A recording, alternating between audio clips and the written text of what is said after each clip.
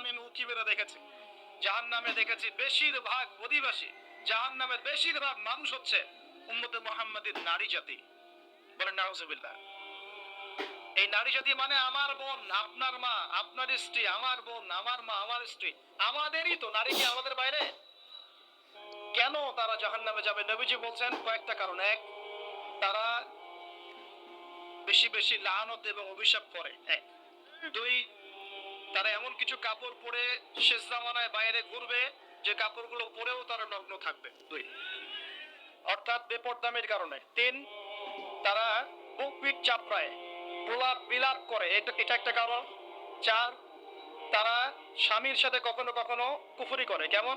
স্বামী সারা জীবন যদি তাদের ভরণ পোষণ ভালোবাসা দিয়ে যায়, কোনো একদিন যদি কোনো সমস্যা সৃষ্টি হয়, বলবে যে সারা জীবন তোমার কাছে কিছুই পাইলাম।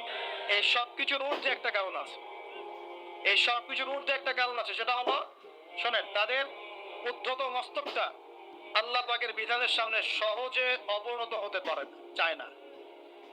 এগুলো কিন্তু সব মেয়েদের জন্য নয়, উম্মতে মুহাম্মাদির একটা অংশের মেয়েদের জন্য আল্লাহ নবী এইসব কথা বলেছেন।